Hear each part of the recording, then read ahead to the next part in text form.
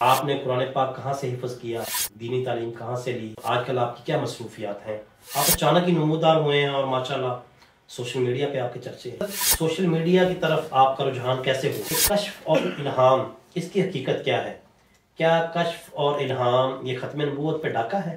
थोड़ा काम हो लेकिन अगर तसलसल के साथ उसको जारी रखा जाए, कुछ अरसे के बाद अल्लाह ताला उसके नताइज दिखा देते हैं। अहले इस्लाम की अक्सरियत कश्फ इल्हाम को मानती है।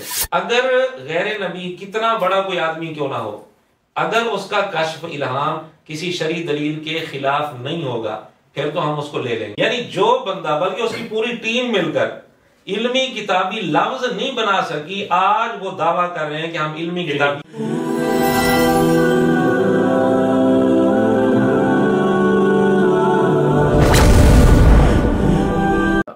बिस्मिल्लाहिर्रहमानिर्रहीम। अस्सलाम वालेकुम। मोहतरम नाज़रीन, उम्मीद करता हूँ कि आप खैरियत से होंगे। जैसा कि आप हज़रात के इल्म में है कि गुज़श्ता कुछ अर्सा से NF स्टूडियो आपके लिए मुख्तलिफ़ किस्म के बयानात, मसाइल, अहादीस, मुशायरे और अनाशीद पेश करता रहता है जो कि आपकी दीनी और शरई ज़रूरियात के ऐन मुताबिक हो। आज से हम एक कदम आगे बढ़कर एक नया सिलसिला शुरू करने जा रहे हैं और वो है NF पॉडकास्ट, जिसके अंदर हम मुख्तलिफ शोबाह ज़िंदगी से ताल्लुक़ रखने वाली शख्सियात को मदऊ करेंगे। उनके अकायद, नज़रियात, उनके तजर्बात आप हज़रात के साथ शेयर करेंगे। उम्मीद करते हैं कि आपको हमारा ये सिलसिला पसंद आएगा और आप अपनी दुआओं से नवाजेंगे। इसी सिलसिले में आज हमने सबसे पहले हज़रत मौलाना अल्लामा मोहम्मद इमरान साहब को दावत दी है। वो आज हमारे मेहमान हैं। आइए आज उनका तारुफ उन्हीं की ज़ुबानी आपसे करवाते हैं। अस्सलाम वालेकुम। वालेकुम अस्सलाम व रहमतुल्लाहि व बरकातहू। हज़रत कैसे हैं आप? खैरियत से हैं? अल्हम्दुलिल्लाह, अल्लाह का एहसान है। सबसे पहले आपका बहुत बहुत शुक्रिया। आप एक लंबा सफ़र करके हमारे पास तशरीफ़ लाए हैं। हम आपको वेलकम करते हैं। आपने कुरान पाक कहाँ से हिफ्ज़ किया, दीनी तालीम कहाँ से ली और आजकल आपकी क्या मसरूफियात हैं, ये ज़रा बता दें। कुरान करीम मैंने अपने इलाके में ही मेरसी के अंदर हिफ्ज़ किया और उसके बाद दरस निज़ामी का मुकम्मल कोर्स कहरोड़ पक्का का इलाका मेरसी के साथ है। वहाँ एक अजीम दीनी दरसगाह है, जामिया इस्लामिया बाबुल उलूम। तो वहीं मैंने दरस निज़ामी मुकम्मल किया और उसके बाद वहीं शोबे तदरीस में हूँ और तदरीस कर रहा हूँ अल्हम्दुलिल्लाह। अच्छा हज़रत, आम तौर पे हमारे जो मदारस के उलमा होते हैं, आपकी भी कई किस्म की मसरूफियात हैं।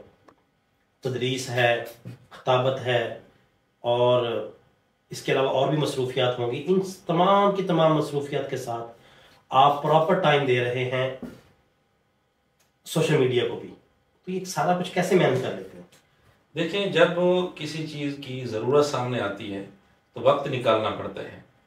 नंबर एक, ज़रूरत सामने आए और साथ फिर शौक़ भी हो तो वक्त निकल ही जाते हैं। ये तो है खैर कि दूसरी मसरूफियात कई सारी छोड़नी भी पड़ती हैं। बिल्कुल सही। अब चूँकि सोशल मीडिया पर काम करने की ज़रूरत है, दीनी हवाले से बहुत ज़्यादा ज़रूरत महसूस हो रही है, तो इसलिए फिर जो इजाफी वक्त होता है मैं फिर सारा उसमें लगाता हूँ।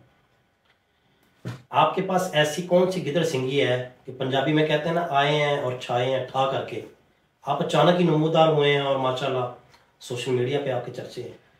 नहीं, उसमें मैंने तसलसल के साथ इस काम को जारी रखा है। बिल्कुल सही। शुरू में तारुफ नहीं था, अल्हम्दुलिल्लाह अब लोगों तक आवाज़ पहुंचने लग गई है। अल्लाह ताला का फजल है और असाज़ा की, हमारे बड़ों की दुआएं हैं। तो अल्हम्दुलिल्लाह अल्लाह ताला ने लोगों तक आवाज़ पहुंचा दी।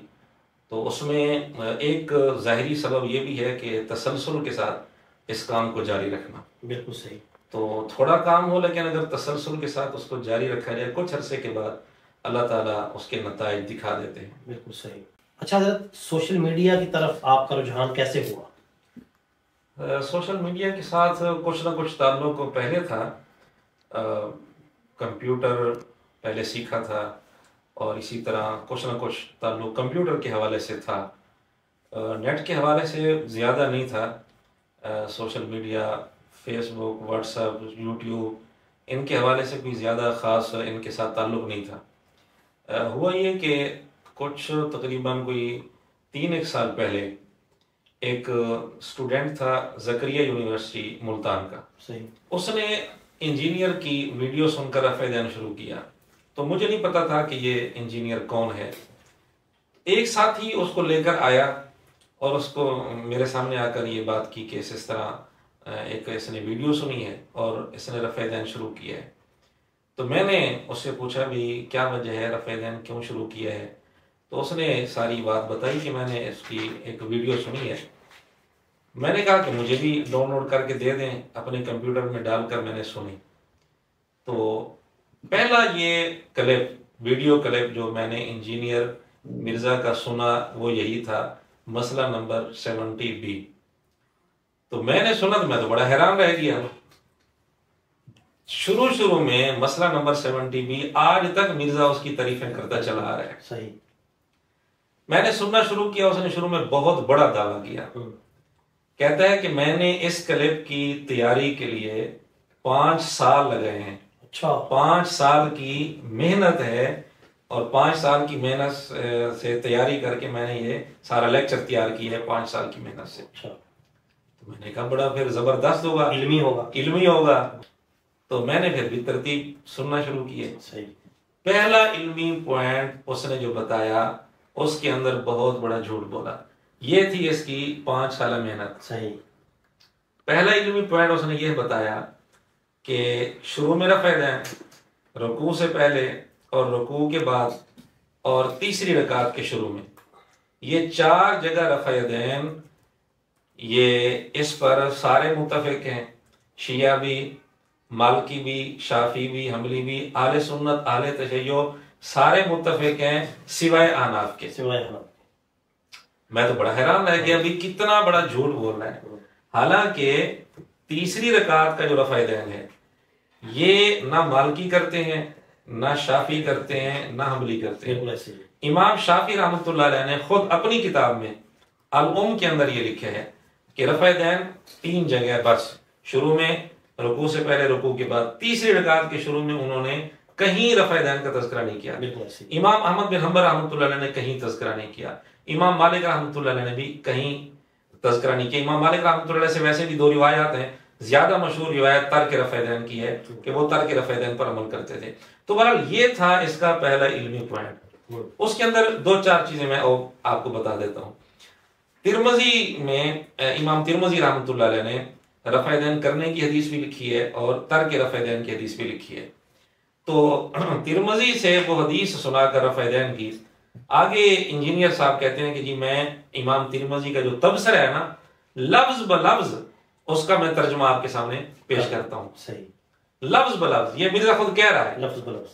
लेकिन आगे जब तर्जुमा शुरू किया तो उसमें एक लफ्ज था। इमाम तिरमजी रहमतुल्लाह अलैह फरमाते हैं बाज अहले इल्म रफ़े देन करने के कायल हैं। बाज अहले, उसमें बाज का लफ्ज मौजूद था। अब मिर्जा अगर बाज का लफ्ज बोल देता तो मिर्जे का सारा मुकदमा ही खत्म हो जाता, क्योंकि उसने तो सिर्फ आनाफ के अलावा बाकी सबको मुत्तफिक करके दिखाया था। मिर्जे ने तर्जुमा करते हुए बाज का तर्जुमा छोड़ दिया। अब भी चेक किया जा सकता है। मसला नंबर 70B में इमाम तिरमजी रहमतुल्लाह अलैह का जो तबसरा है उसका तर्जुमा मिर्जे ने किया और ये कह कर किया कि मैं लफ्ज ब लफ्ज तर्जुमा कर रहा हूं। बाज का उसने तर्जुमा छोड़ दिया और ये कहा कि जी आले इल्म सहाबा और ताबीन का ये मजहब है। अब ये कितनी बड़ी खियानत है। ये कहकर भी इस लफ्ज का ये यानी कि बाज का लफ्ज जब इसका तर्जुमा छूट गया तो मतलब में तो बहुत फर्क आ जाता है। एक हल्की सी और मैं आपको मिसाल दे देता हूं। इसी मसला नंबर 70B में तकरीबन इसी मसला नंबर 70B में मिर्जा कहता है कि जी उलमा कुछ कहते हैं कि सुफियान सौरी की 10 रिवायात बुखारी में भी हैं आने वाली, यानी सुफियान सौरी रहमतुल्लाह अलैह की तदलीस पर बात हो रही थी। तो इस पर कहते हैं कि जी बाज़ उलमा ये कहते हैं कि सुफियान सौरी की 10 रिवायात आने वाली बुखारी में भी हैं। कहते हैं जी मेरे पास जवाब मौजूद है। अच्छा जी क्या जवाब है? कहते हैं कि जी वो 10 रिवायात जो हैं, 10 की 10 रिवायात इमाम बुखारी रहमतुल्लाह अलैह ने मुताबात के तौर पर ली हैं। इसकी वजाहत भी खुद मिर्जे ने की। कहते हैं मुताबात का मतलब यह है कि जो चैप्टर है ना, बाब, उसके शुरू में रिवायत कोई और होती है, अच्छा, वो रिवायत लेकर फिर वो उसकी तायीद में सुफियान सौरी की आने वाली रिवायत इमाम बुखारी ले आते हैं। यानी वो 10 रिवायात सारी की सारी तायीद में लेकर आए हैं। बाब के अंदर पहली हदीस कोई और होती है। ला हौला वला कुव्वता इल्ला बिल्लाह। इतनी बड़ी जहालत और इतना बड़ा झूठ। आप हैरान होंगे, सुफियान सौरी की आने वाली रिवायात बुखारी में 10 नहीं है, 250 है। अब ये बुखारी इसने टेबल पर सामने रखी होती है, जैसे ये तासुर देने के लिए कि मुझसे ज्यादा बुखारी कोई पढ़ता ही नहीं है। यानी 250। क्या आप समझते हैं कि इसने बुखारी पढ़ी होगी खोल के? 250 कहां और 10 कहां? अच्छा, फिर ये सारा जवाब देकर कहते हैं कि जी उलमा कहते होंगे कोई जवाब नहीं दे सकता, मैं हूं ना जवाब देने वाला। ये जवाब दिया इसने। बिल्कुल सही। 250 रिवायात है आने वाली, और इसने कहा कि जी 10 हैं। अगर ये कहते हैं कि जी मैंने तो उलमा से नकल किया था, तो इसको चाहिए था ना कि बताता कि 10 नहीं है 250 है। बिल्कुल ऐसे। इसने ये नहीं किया, और फिर साथ इसने जवाब देने की कोशिश की कि जी वो बाब के अंदर शुरू में कोई और रिवायत होती है और उसकी तायीद में सुफियान सौरी वाली होती है। ये भी झूठ है।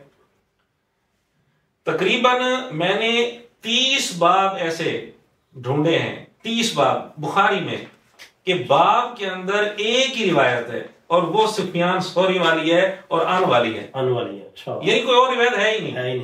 अब यानी ये कहना कि जितनी जगह बुखारी में सुफियान सौरी की आन वाली है वो इस तर्ज पर है कि पहले बाब के अंदर कोई और रिवायत होती है और ये तायीद में लेके, ये तायीद में। हालांकि तकरीबन 30 बाब मैं दिखा सकता हूं बुखारी में एक ही रिवायत है और वो भी सुफियान सौरी की आन वाली है, कोई और रिवायत है ही नहीं।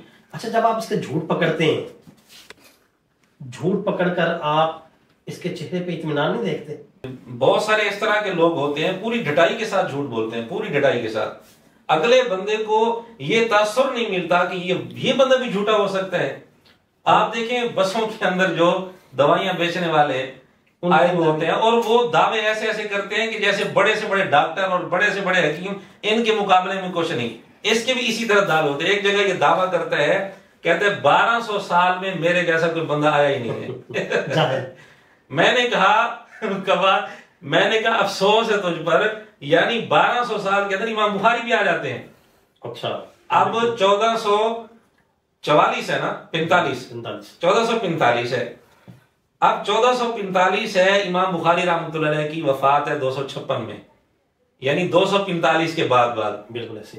तो 1200 साल में इमाम बुखारी भी आ जाते हैं, इमाम मुस्लिम भी आ जाते हैं, और इमाम नसाई, अबू दाऊद, तिरमिज़ी, इब्न माजा सारे आ जाते हैं। इसका मतलब ये है कि मिर्जे के नजदीक ये भी मिर्जे का मुकाबला नहीं कर सकते। मिर्जा इन सब के मुकाबले में बेहतर है। कहते हैं 1200 साल में मेरे जैसा कोई बंदा नहीं आया। दावे इतने बड़े बड़े हैं और इल्मी हालत इसकी ये है। आपके सामने चंद एक नमूने मैंने पेश किए। मैं तो यहां तक कहता हूं कि इल्मी किताबी अपने आप को बहुत फख्र से कहते हैं कि इल्मी किताबी बार बार ये शेर भी पढ़ता है, और अपनी टेबल पर इसने ये शेर लिखवाया हुआ भी है कि मैं हूं मुस्लिम इल्मी किताबी। तो मैंने कहा इल्मी किताबी कहलवाने वाले, अपने आप को इल्मी किताबी कहने वाले और दावा करने वाले फख्र से, वो लोग हैं जो इल्मी किताबी का लफ्ज ही सही नहीं बना सके। बिल्कुल ऐसे ही। वो उसकी हकीकत ये है कि शुरू में खुद मिर्जे ने ये एक शेर बनाया और पूरी टीम ने मिलकर, पूरी टीम ने शेर यूं बनाया, मैं हूं मुस्लिम इल्मो किताबी। बिल्कुल ऐसे ही देखा होगा। अच्छा, इल्मी किताबी नहीं बल्कि इल्मो किताबी, यानी निस्बत वाली जो याद थी दो लफ्जों के साथ एक ही लगा दी। बाद में किसी ने बताया कि मिर्जा जी ये इल्मो किताबी ठीक नहीं है लफ्ज, ठीक अगर आप लफ्ज पढ़ना चाहते हैं तो इल्मी किताबी पढ़े। यानी जो बंदा, बल्कि उसकी पूरी टीम मिलकर इल्मी किताबी लफ्ज नहीं बना सकी, आज वो दावा कर रहे हैं कि हम इल्मी किताबी। इससे बड़ा ढटाई, इससे बड़ी क्या हो सकती है, इससे बड़ा ढीठपन क्या हो सकता है। फख्र से कह रहे हैं इल्मी किताबी जो ये लफ्ज सही नहीं बना सके। अच्छा, मसला नंबर 70B की बात चल रही थी, तो मैंने इस तरह की चंद चीजें निकाल कर उसको दिखाई और मैंने कहा भी अपने मोबाइल पर खुद चेक कर, अपने मोबाइल पर इसका बयान सुन, ताकि तू ये ना कहे कि इसने कहीं काट दिया होगा क्लिप। तो अपने मोबाइल में इसका बयान सुन, फिर अपने मोबाइल में ही किताब खोलकर चेक कर। सही। उसने देखा तो उसको वाकई तसल्ली हो गई कि ये बंदा फ्रॉड कर रहा है, झूठ बोल रहा है ये बंदा। वो फिर मुतमईन हो गया। अब असल मसला ये है कि इतने एतमाद के साथ ये बात करते हैं कि जो बेचारा आम बंदा होता है ना, वो फौरन तस्लीम कर लेता है कि यार इतने एतमाद के साथ जो बात कर रहा है ये झूठ तो नहीं बोल रहा होगा, और फिर सामने किताबें रखी हुई हैं, इसलिए आम बंदा मुतासिर हो जाता है। वरना हकीकत ये है कि इसने इतने झूठ बोल रखे हैं, इतने झूठ बोल रखे हैं जिसकी कोई इंतहा नहीं है। और फिर 5 साल की मेहनत के बाद, हाँ, ये दावा ये है कि 5 साल की मेहनत के साथ ये लेक्चर तैयार किया है। मेरे ख्याल में एक जो अलमिया है ना नौजवान नस्ल का इसकी तरफ रागिब होने का जो मेन वजह है वो शायद ये है कि किताबें आमतौर पे पढ़ी नहीं जाती, बस लेक्चर सुन लिया यूट्यूब पे। बिल्कुल बिल्कुल, असल हवाला कोई चेक नहीं करता। इसके कोई शागिर्द असल हवाला नहीं चेक करते होंगे, इल्ला कलील कोई इक्का दुक्का होंगे, वो भी सही तरह नहीं चेक करते होंगे। यानी कि सिर्फ इसकी बात सुनते हैं और एतमाद करके उसको आगे नकल कर देते हैं। जबकि ये खुद मिर्जा कहते हैं कि जी किसी की बात सुनकर आगे नकल कर देना ये दुरुस्त नहीं है, इसकी कोई गुंजाइश नहीं है। लेकिन पूरा जेहलमी फिरका इसी पर ही अमल कर रहा है, खुद चेक नहीं करते। बिल्कुल ऐसे। अगर चेक करते हैं तो मैं उसके कई सारे सबूत दे सकता हूं।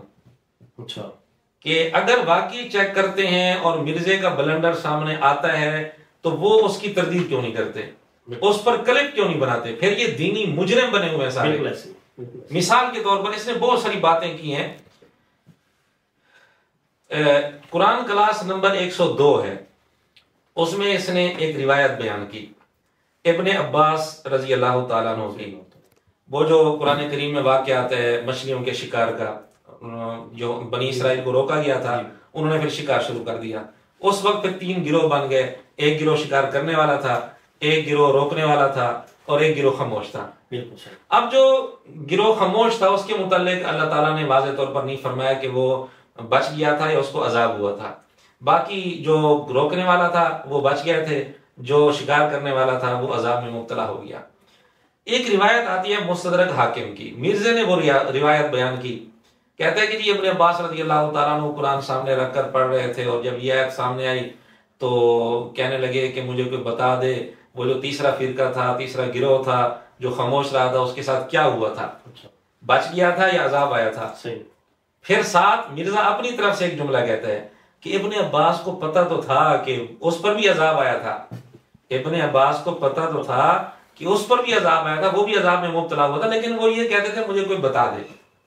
अब ये रिवायत मिर्जे की ये बात सुनकर सुनने वाला क्या समझेगा कि इब्ने अब्बास रज़ी अल्लाह तआला अन्हु को पता था और असल बात यही है कि उसको भी क्या हुआ था, अजाब हुआ था।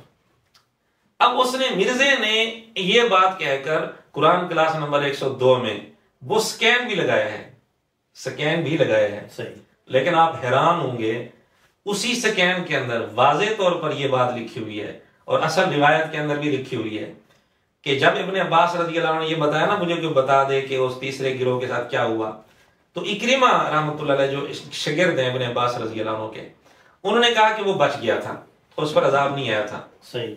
उन्होंने दलील भी दी, दलील ये दी कि उन्होंने उनके काम को गलत कहा था, नापसंद किया था, ये कुरान करीम में है। जब गलत कहा था तो फिर ये अजाब में मुब्तला नहीं हो सकता, ये बच गया था। इब्ने अब्बास रज़ी अल्लाह अन्हु ये जवाब सुनकर बड़े खुश हुए और इतने खुश हुए कि उन्होंने इनाम भी दिया। सही। अब ये है असल रिवायत। अब देखिए असल रिवायत को सामने रखकर नतीजा क्या निकला भाई साहब, कह रहे हैं बिल्कुल 180 डिग्री, बिल्कुल मुखालिफ। मिर्जा ये तासुर रिवायत बताकर सारा ये समझाना चाहता है कि वो तीसरा गिरोह भी अजाब में मुब्तला हो गया, जबकि रिवायत ये बता रही है कि अजाब में मुब्तला नहीं हुआ था, बच गया था। अब स्कैन भी लगा हुआ है। मुझे बताएं आज तक इतना अरसा हो गया उस वीडियो को, किसी शागिर्द ने इस रिवायत पर कोई क्लिप बनाया है? बिल्कुल भी नहीं। तो इसका मतलब क्या हुआ कि वो चेक करते ही नहीं है। अगर उन्होंने चेक किया है, देखा है और उनको समझ नहीं आई तो इसका मतलब अकल से बिल्कुल खाली है। वो इतनी मोटी सी बात भी वो नहीं समझ सकते। और अगर समझ भी आ गई है फिर उन्होंने क्लिप नहीं बनाया, ये दीन के दुश्मन है। बिल्कुल ऐसे। इस तरह के बहुत सारे नमूने पेश किए जा सकते हैं। अच्छा मौलाना, एक सवाल और है कि कश्फ और इल्हाम, इसकी हकीकत क्या है? क्या कश्फ और इल्हाम ये खत्म नबूवत पे डाका है? जी, कश्फ व इल्हाम के मुतल्लिक भी मिर्जे ने बड़े खतरनाक बयान दिए हुए हैं, लेकिन ये खतरनाक बयान देकर और बड़े सख्त फतवे लगाकर मिर्जा खुद फंस गया। कश्फ व इल्हाम के मुतल्लिक मिर्जे ने कहा, जी कश्फ व इल्हाम ये खत्म नबूवत पर डाका है। कश्फ व इल्हाम का मानने वाला, दावा करने वाला खत्म नबूवत का डाकू है। अच्छा।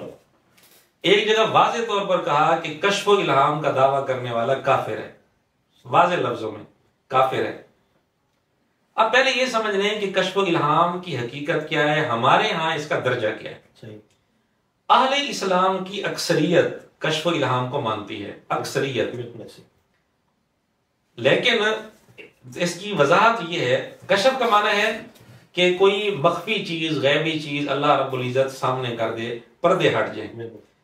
जैसे नबी पाक सल्लल्लाहु अलैहि वसल्लम के सामने बैतुल मुक़द्दस जाहिर हो गया था, तो अगर किसी और गैर नबी के सामने इस तरह की चीज कोई नुमाया हो जाए तो उसको कश्फ कह देते हैं। तो ये आप अलैहिस्सलाम के लिए भी कश्फ ही हुआ था। लेकिन नबी का कश्फ और गैर नबी का कश्फ दोनों में बहुत फर्क होता है। इल्हाम का माना होता है अल्लाह की तरफ से कोई बात दिल में डाल दी जाए। अब ये नबी के दिल में भी डाली जाती है, किसी वली के दिल में भी अल्लाह रब्बुल इज्जत डाल देते हैं। लेकिन नबी के कश्फ व इल्हाम और गैर नबी के कश्फ व इल्हाम में जमीन आसमान का फर्क है।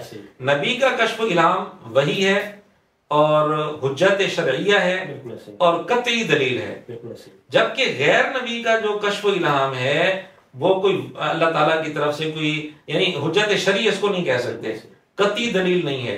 अगर गैर नबी कितना बड़ा कोई आदमी क्यों ना हो, अगर उसका कश्फ इल्हाम किसी शरई दलील के खिलाफ नहीं होगा फिर तो हम उसको ले लेंगे। ठीक है। और अगर किसी शरई दलील से टकराता होगा, किसी शरई दलील के खिलाफ होगा, उसको छोड़ देंगे। ये है हमारे यहाँ कश्फ इल्हाम की हैसियत। अच्छा, कादियानी भी कश्फ इल्हाम को वही को मानते हैं, लेकिन वो मिर्जा गुलाम कादियानी दज्जाल के कश्फ को, इल्हाम को, वही को हुज्जत शरिया मानते हैं, यकीन का दर्जा देते हैं। यानी उनके यहाँ मिर्जा गुलाम कादियानी की वही हो या कश्फ हो या इल्हाम हो, उसका बिल्कुल वही दर्जा है जो कुरान करीम की आयत का दर्जा है। कतई मानते हैं, हुज्जत शरिया मानते हैं। अब देखें, जो तसव्वुर मिर्जाइयों के हैं वो और है, ठीक है। जो अहले इस्लाम का तसव्वुर है वो बिल्कुल और है, मुख्तलिफ है। लेकिन मिर्जे ने दोनों को मिक्स कर दिया सिर्फ शुकूक व शुबहात पैदा करने के लिए, अहले इस्लाम के बारे में मनफी तासुर पैदा करने के लिए और कादियानियों के बारे में नरम गोशा पैदा करने के लिए कि अकेले कादियानी नहीं है इस जुर्म में, बल्कि नौज़ुबिल्लाह ये अहले इस्लाम के इस जुर्म में शरीक है। अब मिर्जे ने ये फतवा तो लगा दिया, मैंने फिर एक सवाल उठाया, इस सवाल का जवाब अगर मिर्जा देता है तो ये मिर्जे की मौत है। चंद शख्सियात का मैंने नाम लिया, मैंने कहा अगर मिर्जे का यही फतवा बरकरार है कि कश्फ व इल्हाम का कौल करना, इसको मानना, ये खत्म नबूवत पर डाका है और ये कुफ्र है और ऐसा आदमी काफिर है, खत्म नबूवत का डाकू है, तो मैं चंद नाम लेता हूं। सही। इन पर मिर्जा ये फतवा लगा कर दिखाए, कभी भी नहीं लगाएगा। बिल्कुल सही। पहला नाम मौलाना मदूदी का। अच्छा। मौलाना मदूदी को मिर्जा इस सदी का मुजद्दिद कहते हैं। बिल्कुल ऐसे। मिर्जा कहते हैं पिछले 1000 साल में मदूदी जैसा बंदा नहीं आया, ये मिर्जे का बयान है। इसी मदूदी ने तर्जमानुल कुरान, मदूदी का रिसाला है तर्जमानुल कुरान, तर्जमानुल कुरान के अंदर सितंबर 1954 का शुमारा है, उसके अंदर एक उन्वान है मनसब तजदीद और वही कश्फ, इस पर एक मजमून है। मदूदी साहब ने वाज़े तौर पर उसमें इल्हाम को तस्लीम किया है कि गैर नबी को भी इल्हाम हो जाता है, और क्यों होता है, क्यों, इसकी भी उन्होंने फिर आगे हिकमत बताई है। अब हमारा सवाल है कि ये फतवा जो हमारी जिद में आकर मिर्जे ने लगाया है, खत्म नबूवत का डाकू और काफिर, ये दो फतवे मदूदी पर लगाकर दिखाए। सही। मिर्जा मर जाएगा, ये फतवे नहीं लगाएगा। अब अगर नहीं लगाता तो फिर रुजू करे। बिल्कुल सही। इस फतवे से रुजू भी नहीं करता और मदूदी पर फतवा भी नहीं लगाता, तो फिर इसको मुनाफिकत नहीं कहेंगे तो और क्या कहेंगे। बिल्कुल सही। दूसरा नाम अल्लामा अल्बानी, जिनको मिर्जा अरब का मुहद्दिस आजम कहते हैं और भी बहुत ज्यादा तारीफ करता है। अल्लामा अलबानी की एक किताब है अस-सिलसिलतु सहीहा, उसके अंदर हदीस नंबर है 1110। उसमें वो वाक़या है कि फ़ारूक आज़म रज़ी अल्लाह ताला अन्हु ने कहा था या सारी अल जबल, हज़रत सारिया बहुत दूर खड़े थे, उनको वहीं मदीना से खड़े होकर आवाज़ दी और वो आवाज़ पहुंच भी गई। इस हदीस को अल्लामा अलबानी सही मानते हैं, इस हसन लिखा है उन्होंने। तो इस हदीस के तहत उन्होंने वाज़ेह तौर पर लिखा कि इल्हाम बिल्कुल हो जाता है और ये साबित है, ऐसा हो जाता है इल्हाम, गैर नबी को भी इल्हाम हो जाता है।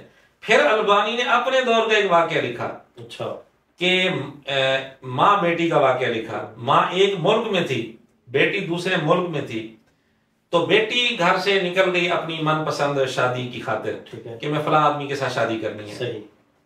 लेकिन जब वहां बेटी पहुंची तो उसको पता चला कि जाहिर कुछ और था और अंदर कुछ और निकला। उसका इरादा यानी बदल गया कि मैंने शादी नहीं करनी।